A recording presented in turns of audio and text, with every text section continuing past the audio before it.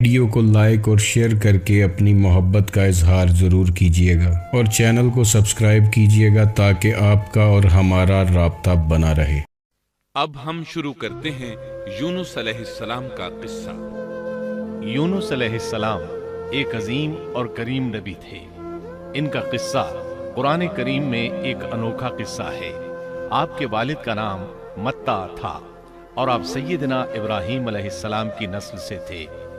آپ کا ایک نام ذُو-النُّون بھی ہے، یعنی مچھلی والے۔ ان-نون کا مطلب ہے مچھلی۔ اسی طرح آپ کو صاحب الحوت بھی کہا جاتا ہے۔ اللہ تعالیٰ نے آپ کو ان سب ناموں سے پکارا ہے۔ آپ کو ایک عظیم بستی کی طرف مبعوث کیا گیا۔ اس بستی کا نام نینوا تھا۔ یہ عراق کے شمال میں واقع تھی، موصل کے بالمقابل تھی۔ ان دونوں کے درمیان دریائے دجلہ واقع تھا۔ موصل دریائے دجلہ کے کنارے واقع تھا، جبکہ اس کے بالکل سامنے نینوا کی بستی تھی۔ امام ابن کثیر رحمۃ اللہ علیہ نے نینوا کے بارے میں اور ان آثار و باقیات کے بارے میں لکھا ہے جو ان کے زمانے میں موجود تھی۔ وہاں کچھ بت تھے جو اوندھے منہ گرے پڑے تھے۔ اللہ تبارک و تعالی نے یونس علیہ السلام کو نینوا کی طرف رسول بنا کر بھیجا۔ سورۃ الصافات آیت 139 میں ہے، اور بے شک یونس رسولوں میں سے تھے۔ آگے اللہ آیت 147 میں فرماتے ہیں، اور ہم نے اسے 1,00,000 بلکہ اور زیادہ آدمیوں کی طرف بھیجا۔ یعنی ان کی تعداد 1,00,000 سے زیادہ تھی۔ رہا یہ سوال کہ لاکھ سے کتنے زیادہ تھے، اکثر علماء کرام نے وضاحت کی ہے کہ وہ 1,00,000 سے قریباً 20,000 زیادہ تھے۔ اس طرح بستی والوں کی تعداد 1,20,000 تھی، اور یہ سب کے سب کفر پر تھے۔ یونس علیہ السلام انہیں سال ہر سال دعوت دیتے رہے، لیکن وہ اپنے کفر ہی پر ڈٹے رہے۔ پھر انہوں نے سیدنا یونس علیہ السلام پر ظلم و جبر شروع کر دیا، انہیں دھمکیاں دی، مصائب و آلام سے دوچار کیا۔ مطلب یہ کہ جس طرح دوسرے انبیاء کرام کے ساتھ کیا گیا، ان کے ساتھ بھی وہی سلوک ہوا۔ آخر آپ نے اپنی قوم کو اللہ کے عذاب سے آگاہ کرتے ہوئے اعلان فرما دیا کہ فلاں دن تم پر عذاب آ جائے گا۔ پھر خود غصے کی حالت میں اس بستی سے نکل گئے، جبکہ اللہ تعالیٰ نے انہیں متعین دن کی مہلت دینے کی اجازت تو دی تھی، لیکن اس بستی سے نکل جانے کا حکم نہیں دیا تھا۔ جب آپ نے انہیں یہ مہلت سنائی تو خود غصے کی حالت میں بستی سے نکل گئے۔ سورہ انبیاء آیت 87 میں اللہ تعالیٰ فرماتے ہیں، مچھلی والے کو یاد کرو جبکہ وہ غصے سے چل دیا اور خیال کیا کہ ہم اسے نہ پکڑ سکیں گے۔ اس آیت کی تفسیر میں امام رازی رحمہ اللہ لکھتے ہیں، جس نے یہ گمان کیا کہ اللہ تعالیٰ اسے پکڑنے کی قدرت نہیں رکھتا، وہ آدمی کافر ہے۔ سیدنا امیر معاویہ رضی اللہ عنہ سے روایت ہے، انہوں نے سیدنا ابن عباس رضی اللہ عنہما سے کہا، آج رات قرآن کریم کی چند آیات کے معانی میں الجھ کر رہ گیا ہوں۔ مجھے کوئی راستہ سجھائی نہیں دے رہا کہ اس الجھن سے کس طرح نکلوں۔ مجھے بس آپ ایسے نظر آتے ہیں جو ان آیات کا مطلب بتا سکتے ہیں۔ کم از کم میں ان آیات کی تفسیر اور تعبیر نہیں سمجھ سکا۔ ابن عباس رضی اللہ عنہما نے پوچھا، وہ کون سی آیات ہیں؟ سیدنا امیر معاویہ رضی اللہ عنہ کہنے لگے، یونس علیہ السلام کا یہ خیال کرنا کہ اللہ تعالیٰ ان پر قدرت نہیں رکھتے۔ یہ سن کر سیدنا ابن عباس رضی اللہ عنہما نے فرمایا، اس سے مراد یہ نہیں۔ یہ لفظ قدر یہاں تنگی کے معنی میں آیا ہے، قدرت اور طاقت رکھنے کے معنی میں نہیں۔ اللہ تعالیٰ نے قدر بمعنی تنگی اور قدر بمعنی قدرت دونوں کا استعمال کیا ہے۔ تنگی کے معنی کی مثال سورۃ الطلاق آیت نمبر 7 میں ہے، اور جس پر اس کے رزق کی تنگی کی گئی ہو، اسے چاہیے کہ جو کچھ اللہ تعالیٰ نے اسے دے رکھا ہے اسی میں سے اپنی حیثیت کے مطابق دے۔ تو اس آیت میں بھی یہی معنی مراد ہے کہ انہوں نے گمان کر لیا ہم ان پر تنگی نہیں کریں گے، یعنی ان کا خیال یہ تھا کہ اگرچہ وہ اللہ تعالیٰ کی اجازت کے بغیر نکل کھڑے ہوئے ہیں، پھر بھی اللہ ان پر تنگی نہیں کریں گے، کیونکہ وہ اللہ کے ایک معزز نبی اور رسول ہیں، اور ان کی قوم کے لوگ اللہ کی گرفت اور اس کے عذاب کے مستحق ہیں۔ انہی پر اللہ کا عذاب نازل ہونے والا ہے۔ اس عذاب کی خبر انہیں پہلے ہی سنا دی گئی ہے اور مہلت دے دی گئی ہے، مگر وہ خود اگرچہ اللہ کی اجازت کے بغیر ہی چلے آئے ہیں، پھر بھی انہیں سرزنش نہیں کی جائے گی اور وہ کسی گرفت میں نہیں آئیں گے۔ اللہ تعالیٰ ان کے لیے کوئی تنگی نہیں فرمائیں گے۔ اللہ تعالیٰ سورۃ الانبیاء آیت 87 میں فرماتے ہیں، اس نے خیال کیا کہ ہم اسے پکڑ نہیں سکیں گے۔ مطلب یہ کہ ہم انہیں کوئی سزا نہیں کریں گے اور ان پر کسی طرح کی تنگی نہیں کریں گے، اور وہ سمندر کی طرف چل دیے۔ انہی دنوں میں عذاب الہی کی کچھ علامات نینوا بستی پر ظاہر ہونا شروع ہو گئی۔ ایک بہت بڑا سیاہ بادل ان کی طرف بڑھنے لگا۔ اس بادل میں آگ کے شعلے دکھائی دینے لگے۔ ان لوگوں نے یہ بادل ان متعین دنوں میں سے پہلے ہی دن دیکھ لیا۔ اس کو دیکھتے ہی وہ سمجھ گئے کہ جس طرح سیدنا یونس علیہ السلام نے انہیں آگاہ کیا تھا، یہ عذاب ان پر نازل ہو کر رہے گا، اور جو عذاب سیدنا لوط علیہ السلام کی قوم پر آیا تھا وہ اس کے بارے میں بھی اچھی طرح جانتے تھے۔ وہ بستی ان کی بستی کے قریب ہی تھی، اس لیے وہ ڈر گئے۔ ان کے سردار جمع ہوئے اور کہنے لگے، جیسے تم سے پہلے لوگوں پر عذاب اترا کرتے تھے، تم پر بھی یہ نازل ہو کر رہے گا۔ جلدی کرو، سب جمع ہو جاؤ۔ چنانچہ انہوں نے اس بات پر اتفاق کر لیا کہ سیدنا یونس علیہ السلام نے بالکل سچ فرمایا تھا۔ اللہ کی قسم، یہ بالکل وہی عذاب ہے، تم اللہ کے عذاب سے نجات نہیں پا سکو گے۔ اس سے بچنے کی ایک ہی صورت ہے کہ تم ایمان لے آؤ اور توبہ کر لو۔ اس طرح وہ سب کے سب ایمان لے آئے، لیکن سیدنا یونس علیہ السلام وہاں موجود نہیں تھے۔ ان کی عدم موجودگی میں یہ سب کے سب یعنی 1,20,000 افراد ایمان لے آئے۔ انہوں نے پیوند لگے کپڑے پہنے اور اللہ کے حضور عاجزی، انکساری اور آہوزاری شروع کر دی۔ رونے لگے، اللہ سے بخشش مانگنے لگے، پھر اسی حالت زار میں باہر کھلے میدان کی طرف نکل آئے۔ ان کے سرداروں نے سب کو الگ الگ کر دیا، یہاں تک کہ ماں اور بیٹے کو بھی جدا کر دیا۔ سب اپنی اپنی جگہ پر، یعنی ماں اپنی جگہ پر اور بیٹا اپنی جگہ پر آہوزاری کرنے لگے تاکہ ان پر اللہ تعالیٰ کی رحمت نازل ہو جائے۔ یہ عذاب 3 دن تک ان کے سروں پر منڈلاتا رہا، اور یہ بھی مسلسل آہوزاری کرتے رہے، اپنی عاجزی ظاہر کرتے رہے، معافیاں مانگتے رہے۔ آخرکار اللہ تعالیٰ نے ان پر رحم و کرم فرما دیا اور عذاب کو ان سے پھیر دیا۔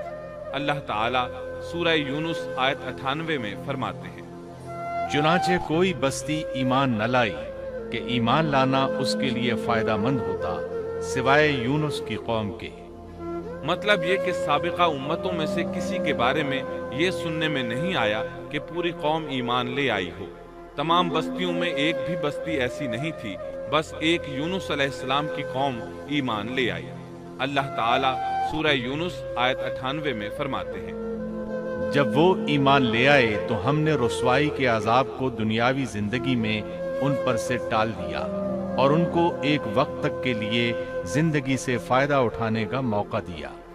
مطلب یہ کہ ہم نے انہیں دنیاوی زندگی کا لطف اٹھانے کا موقع دیا۔ اب اس قوم پر قیامت کے دن تک عذاب نہیں اترے گا۔ علامہ ابن کثیر رحمت اللہ علیہ فرماتے ہیں، اس آیت کریمہ کا مفہوم یہ ہے کہ کسی بستی کے تمام باشندے کسی نبی پر کبھی ایمان نہیں لائے، یا تو سب نے کفر کیا یا پھر اکثر نے کفر کیا۔ لیکن یونس علیہ السلام کی قوم واحد ایسی قوم ہے جو تمام کی تمام عذاب الہی کے آثار دیکھ کر ایمان لے آئی۔ سابقہ ادوار میں جتنی بھی بستیاں گزری، ان میں اہل ایمان کے ساتھ یا تو کفار رہے ہیں یا ان میں منافقین بھی رہے ہیں۔ سوائے یونس علیہ السلام کی قوم کے وہ سب کے سب کافر تھے، پھر سب کے سب ایمان لے آئے۔ یہ اللہ تعالیٰ کے عجائبات میں سے ہے اور اس کی قدرت اور رحمت کی نشانیوں میں سے ہے۔ اب دوسری طرف کی سنیے، یونس علیہ السلام کو کچھ معلوم نہیں تھا کہ ان کی قوم کے ساتھ کیا ہوا۔ آپ تو غصے کی حالت میں بستی سے نکل کر سمندر کی طرف چلے آئے تھے۔ آپ ایک کشتی کی طرف آئے، اس میں سواریاں اور ساز و سامان لدا ہوا تھا۔ اللہ تعالیٰ سورۃ الصافات آیت 140 میں فرماتے ہیں، جب وہ بھاگ کر بھری کشتی پر پہنچے، کشتی روانہ ہوئی، موجیں اٹھی، سمندر میں طغیانی آئی، یوں لگتا تھا کہ بس ابھی غرق ہوئے۔ کہنے لگے، بوجھ ہلکا کرو، اپنا ساز و سامان سمندر میں پھینک دو۔ चुनाचे उन्होंने अपना अपना साजो सामान समुंदर में फेंक दिया। इस तरह कश्ती कुछ हल्की हो गई, लेकिन जरूरत के मुताबिक हल्की न हो सकी। अब वो कहने लगे, किसी को समुंदर में गिराना जरूरी है ताकि कश्ती मजीद हल्की हो जाए, वरना ये डूब जाएगी। जल्दी करो, कुरा डालो। जिसके नाम का कुरा निकलता जाए उसे समुंदर में गिराते जाओ और बार बार ये अमल दोहराते जाओ यहाँ तक कि कश्ती हल्की हो जाए। चुनाचे कुरा डाला गया। सबसे पहले यूनुस अलैहिस्सलाम का नाम निकला। सब कहने लगे, नहीं, ये तो ऐसे नहीं है, इनके चेहरे पर तो सजदों के निशानात हैं, इन्हें रहने दो। फिर कुरा डालो। चुनाचे फिर कुरा डाला गया। फिर इन्हीं का नाम निकला। सबने ताज्जुब किया। तीसरी मर्तबा फिर कुरा डाला गया। इस बार फिर यूनुस अलैहिस्सलाम ही का नाम निकला। अल्लाह ताला सूरत साफ़ात आयत 141 में फरमाते हैं, फिर कुरानदाजी हुई तो ये मगलूब हो गए। हर बार इन्हीं का नाम निकला। आखिरकार उन लोगों ने इन्हें पकड़कर समुंदर में गिरा दिया। तो फिर उन्हें मछली ने निगल लिया। हूत बड़ी मछली को कहते हैं। अल्लाह ताला ने हूत को इल्का फरमाया, इन्हें खाना नहीं, ना इनके जिस्म को कोई गजंद पहुंचे। ये उस मछली को अल्लाह ताला के अहकामात थे। अल्लाह ताला सूरत साफ़ात आयत 142 में फरमाते हैं, तो फिर उन्हें मछली ने निगल लिया और वो खुद अपने आप को मलामत करने लगे। यानी वो समझ गए कि बार बार जो इनका नाम कुरानदाजी में निकलता रहा है तो वही मकसूद है। चुनाचे खुद को मलामत करने लगे, और ये मलामत तौबा की इब्तिदा है कि इंसान खुद को मलामत करता है। अब यूनुस अलैहिस्सलाम मछली के पेट में थे। अल्लाह की कुदरत, आप मछली के पेट में 3 दिन तक रहे। बाज रिवायात में 7 दिन और ज्यादा से ज्यादा मुद्दत 40 रोज आई है। आपने मछली के पेट में अल्लाह ताला को पुकारा। अल्लाह सूरतुल अंबिया आयत 87 में फरमाते हैं, आखिरकार वो अंधेरों के अंदर से पुकार उठे। उलमा ने यहाँ 3 अंधेरों का जिक्र किया है, मछली के पेट का अंधेरा, समुंदर का अंधेरा और रात का अंधेरा। गोया उन पर ये सारे अंधेरे इकट्ठे हो गए थे। अल्लाह सूरत साफ़ात आयत 143 और 144 में फरमाते हैं, बस अगर ये पाकी बयान करने वालों में से न होते तो लोगों के उठाए जाने के दिन तक उसके पेट ही में रहते। मतलब ये कि अगर आप अल्लाह तबारक व तआला की तस्बीह न बयान करते तो मछली के पेट ही में रहते। आपने दुआ नहीं मांगी बल्कि अल्लाह अज़्ज़ा व जल की तस्बीह बयान की। रिवायात में यूं भी आता है कि जब मछली आपको समुंदर की अथाह गहराई में ले गई तो आप वहां आबी मखलूकात की तस्बीहात की आवाजें सुनने लगे। गोया अल्लाह ताला ने उन्हें इल्का फरमाया कि आप भी तस्बीह करें। अल्लाह सूरतुल अंबिया आयत 87 में फरमाते हैं, बिलाखिर वो अंधेरों के अंदर से पुकार उठा कि इलाही तेरे सिवा कोई माबूद नहीं, तू पाक है, बेशक मैं जालिमों में हो गया। चुनाचे यूनुस अलैहिस्सलाम ने इस तस्बीह के अल्फाज को यूं अदा फरमाया, ला इलाहा इल्ला अंत सुब्हानक इन्नी कुन्तु मिनज़ ज़ालिमीन। इमाम अहमद, इमाम तिर्मिजी, इमाम नसाई और दीगर आइम्मा रहमहुमुल्लाह ने ये हदीस नक़ल की है कि यूनुस अलैहिस्सलाम की वो दुआ जो उन्होंने मछली के पेट में मांगी थी वो यही है, ला इलाहा इल्ला अंत सुब्हानक इन्नी कुन्तु मिनज़ ज़ालिमीन। जो भी मुसलमान ये दुआ अपनी किसी हाजत में मांगेगा अल्लाह ताला उसकी दुआ जरूर कबूल फरमाएगा। ये दुआए मुस्तजाब है, मकबूल दुआओं में से है। इसी दुआ के बाद अल्लाह ताला ने यूनुस अलैहिस्सलाम को उस परेशानी से नजात अता फरमाई। अल्लाह सूरतुल अंबिया आयत 88 में फरमाते हैं, तो हमने उसकी पुकार सुन ली और उसे गम से नजात दे दी, और हम ईमान वालों को इसी तरह बचा लिया करते हैं। एक सहाबी ने नबी करीम सल्लल्लाहु अलैहि वसल्लम से पूछा, ए अल्लाह के रसूल सल्लल्लाहु अलैहि वसल्लम, यूनुस अलैहिस्सलाम ने जो दुआ मछली के पेट में मांगी क्या वो सिर्फ उन्हीं के लिए थी या उनके बाद अहले ईमान के लिए भी है? تو آپ نے فرمایا یہ دعا یونس علیہ السلام کے لیے خاص تھی اور سب اہل ایمان کے لیے عام ہے۔ جو بھی اس دعا کو پڑھے گا اللہ اسے رنج و غم سے نجات دیں گے۔ ایک قول کے مطابق تقریباً 40 روز آپ کی شب و روز یہی دعا رہی۔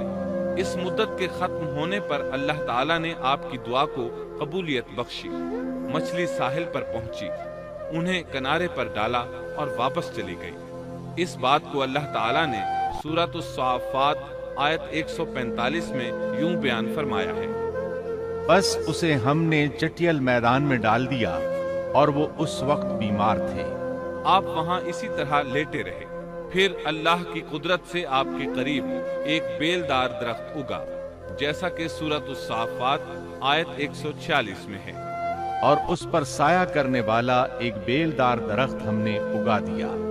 اس کدو کے درخت کے متعلق مورخین کا کہنا ہے کہ اللہ تعالیٰ نے اس درخت کا انتخاب اس لیے فرمایا تھا کہ اس درخت کے پتے چوڑے ہوتے ہیں، ان کے سائے میں انہیں ڈھانپ دیا گیا تاکہ ہوا سے اذیت نہ پہنچے، اس لیے کہ ان کے جسم سے جلد اتر گئی تھی۔ پھر اس درخت سے خوشکن خوشبو بھی آتی تھی، اس خوشبو نے انہیں فرحت بخشی۔ پھر کدو کی خوشبو میں ایک خصوصیت یہ تھی کہ حشرات الارض کو دور رکھتی ہے۔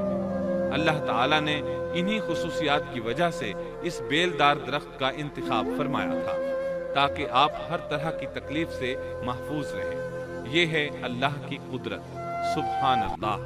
اسی طرح مفسرین یہ بھی کہتے ہیں کہ اللہ تعالیٰ نے ان کے پاس ایک پہاڑی بکری بھیج دی، وہ آپ کے قریب آتی اور آپ کے سر کے اوپر اپنی ٹانگیں پھیلائے کھڑی ہو جاتی۔ اس طرح اس کے تھن آپ کے منہ میں چلے آتے اور آپ ان سے خواہش کے مطابق دودھ پیتے۔ یہ تھا آپ کا کھانا اور پینا۔ رفتہ رفتہ آپ کی حالت بہتر ہو گئی، توانا اور تندرست ہو گئے، پھر آپ اٹھنے کے قابل ہو گئے، اور یہ سب اللہ تعالیٰ کی مہربانی سے ہوا۔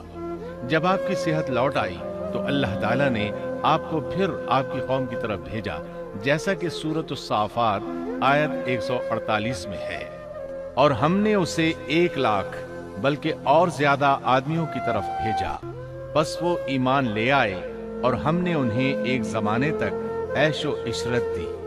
وہ سب کے سب آپ پر ایمان لے آئے تھے۔ اللہ تعالیٰ نے اس قصے کے ذریعے نبی کریم صلی اللہ علیہ وسلم کو اشارہ فرمایا ہے کہ دعوت دیتے ہوئے اکتانا نہیں۔ اللہ سورۃ القلم آیت 48 میں فرماتے ہیں، اور مچھلی والے کی طرح نہ ہو جائیے۔ ان لوگوں کو دعوت حق دیتے رہیے، دیکھیے وہ سال ہر سال دعوت دیتے رہے لیکن اکتائے نہیں، ان سے مایوس نہیں ہوئے۔ ان کی پوری بستی میں سے ایک بھی ان پر ایمان نہیں لایا تھا، لیکن جب ان سے مایوس ہو گئے تو انہیں اللہ کے عذاب سے آگاہ کر دیا اور منہ پھیر کر چل دیے تو وہ سب کے سب ایمان لے آئے۔ اللہ تعالیٰ سورۃ القصص آیت 56 میں فرماتے ہیں، آپ جسے چاہیں ہدایت نہیں دے سکتے، بلکہ اللہ تعالیٰ ہی جسے چاہتا ہے ہدایت دیتا ہے۔ اس قصے میں بہت بڑا سبق ہے کہ کسی بھی حالت میں اللہ کی رحمت سے مایوس نہیں ہونا چاہیے اور نہ ہدایت کے معاملے میں اپنی ذات پر بھروسہ کرنا چاہیے۔ ہدایت تو بس صرف اللہ تعالیٰ ہی کی طرف سے ہے، آپ کے ذمے تو پیغام حق پہنچا دینا ہے۔ اللہ سبحانہ و تعالیٰ کے ذمے ہدایت سے نوازنا ہے۔ اللہ تعالیٰ نے انہیں پاک صاف بنا دیا، انہیں چن لیا۔ اللہ خود ہی سورۃ القلم آیت 50 میں وضاحت فرماتے ہیں، اسے اس کے رب نے پھر نوازا اور اسے نیک لوگوں میں کر دیا۔ امام مسلم نے ایک حدیث روایت کی ہے کہ نبی کریم صلی اللہ علیہ وسلم نے فرمایا، تم میں سے کوئی شخص ہرگز یہ نہ کہے کہ میں یعنی محمد یونس بن متیٰ سے بہتر ہوں، یعنی یوں نہ کہے کہ میں سیدنا یونس علیہ السلام سے افضل ہوں، وہ اس طرح کہ وہ تو اپنی قوم کے ایمان لانے سے مایوس ہو گئے تھے اور میں مایوس نہیں ہوں۔ اس طرح بالکل نہ کہیں، کیونکہ بالآخر اللہ تعالیٰ نے آپ کو چن لیا اور برگزیدہ بنا لیا اور صالحین میں داخل کر لیا۔ اس واقعے میں نبی کریم صلی اللہ علیہ وسلم کو جو ہدایت دی گئی ہے اس کا ذکر سورۃ القلم آیت 41 میں آتا ہے، بس تو اپنے رب کے حکم کا صبر سے انتظار کر اور مچھلی والے کی طرح نہ ہو جا۔ مطلب یہ کہ یونس علیہ السلام کی مانند نہ ہو جائیے جو اپنی قوم کے ایمان لانے سے مایوس ہو گئے تھے۔ یقیناً دین کی دعوت اور حق کے پرچار میں یہ بہت عظیم سبق ہے۔ کہ دائی اللہ کو کبھی مایوس نہیں ہونا چاہیے۔ یونس علیہ السلام کا قصہ ختم ہوا۔